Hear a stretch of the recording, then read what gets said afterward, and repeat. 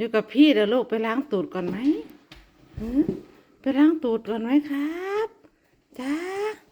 พิงแดดนะลูกเอ้ยนั่งบนโต๊ะเล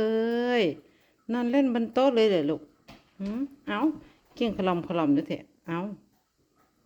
เดี๋ยวแม่พาไปอาบน้ำก่อนไปล้างก้นก่อนนะลูกเนาะเดี๋ยวเพื่อนไม่ให้นอนด้วยนะเหม็นตูดเหม็นตูดน้อยให้ดูพี่ก่อนอ้าวดูพี่เห็นไหมพี่แมวโดเรมอนพี่โดเรมอนนอนนะ